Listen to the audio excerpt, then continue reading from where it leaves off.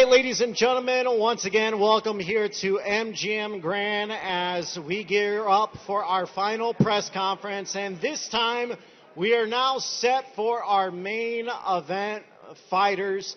We see undefeated two-division world champion David El Monstro Benavidez and unified WBA and WBO cruiserweight world champion Gilberto Zurdo Ramirez as they headline a special Cinco de Mayo weekend here in Las Vegas, Nevada in an all-Mexican showdown.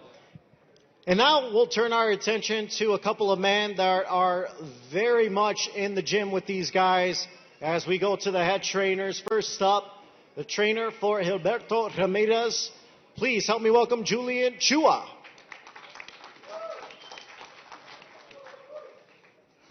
What's up, everybody? Thank you for being here. What can I say? I'm so excited for this fight. You know, we have a great game plan, as do probably everyone that tries to fight David. You know, if you don't do your homework, you're in trouble. So we've done our homework. We've crossed our T's and dotted our I's, and I believe that Zurdo's gonna execute. You know, he's looked spectacular in the gym, and I have all the faith in the world in my guy. You know, this is such an exciting fight. The only thing I'm upset about is that I'm going to be so locked into it that I don't get to enjoy it as a fan. You know, I hope I can take a second to sit back while they're going and just be like, wow, this is the fight. This is what Cinco de Mayo represents, and this is what Mexican boxing represents. All right, now let's hear from our fighters.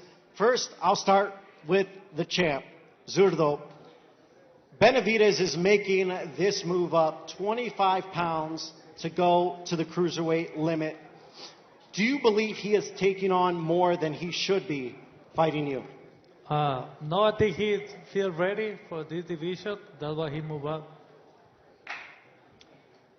David, over to you.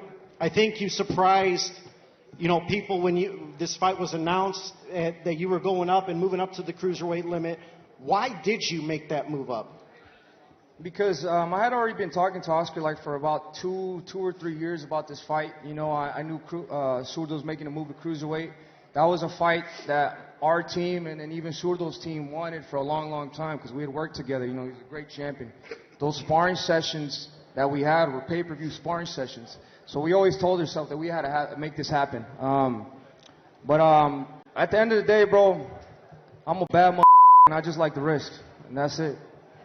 Over to you, Zurdo. You're the champion. He's the one coming up in weight, but the odds show you're the underdog.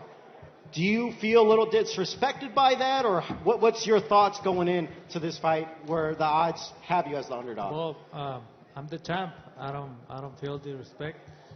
That's the people they thought, and I just train hard to put a great show and to prove myself and prove everyone that I'm still champion. You're going into this fight. You just spoke about how you both have had experiences over the years. You helped get him ready for several fights. You talked about the legendary sparring sessions. Obviously, I'm sure you guys are both very different fighters from the moments you had those sparring sessions, but is there anything that you take away from those sessions going into this fight?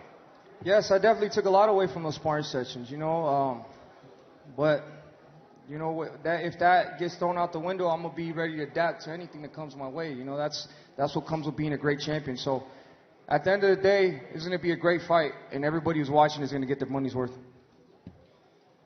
This question goes to your trainer, Chua. Preparing for this fight, 31 men have tried to defeat David Benavidez, and 31 men have fallen short. What makes Gilberto Zurdo Ramirez different to be the first man to give David his first defeat? He's Zurdo Ramirez. You want to elaborate? What? His name is Zurdo Ramirez. I don't know how else you want. He's different than all the other guys. That's it. I'll ask you a question, Jose. How did this fight come about, or when David approached you about moving up to cruiserweight, what was your thoughts, and how did this change any way as far as the preparation than you normally are used to getting ready for a fight?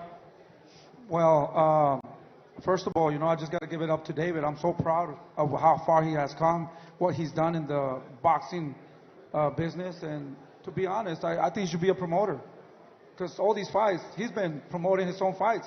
He chooses his fighters, and he wants to fight nothing but the best, and that's what we've been doing, proving that he's the best at 168, 175. Now he's going to prove that he's the best at 175.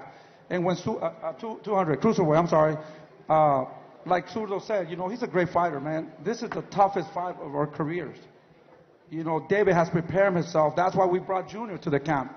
He brought a lot of good things to the camp, and that's another element that we're using, in this camp. He's bringing a lot of good vibrations, a lot of motivation, and what he knows in boxing.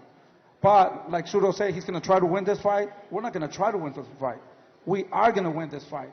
On May 2nd, you have in the new world champion in the cruiserweight division. We're not going to try to win. We are going to win, and he is going to become a world champion. Now over to you, Zurdo. A win over David Benavidez does what for your career? It's a win. Another day in the office. Yeah. And now over to you, David. Becoming a 3-division world champion, how does that feel? What would that mean to your legacy? That just catapults me into the same category as the greats. It's very hard to become world champion. It's very hard to become world champion in 2 weight classes. So 3 weight classes would put me in the same conversations as the greats. So at the end of the day, I want to keep giving the fans what they want to see, the best fights, and keep winning world titles to solidify my legacy. All right, final question, prediction, Zurdo. What happened Saturday night? Saturday, everyone will see a war, and I will raise my hand for the win. Same question to you, David. Prediction. I'm going for a knockout. Whether I get it or not, I don't know what's going to happen, but I'm going in there. I'm going to try to stop Ramirez every single round, and you guys know how I fight. I'm not going to change my character for anybody. This is the most dangerous fight on paper for me, but like when I see that fire, I throw myself in it, and I thrive in that fire.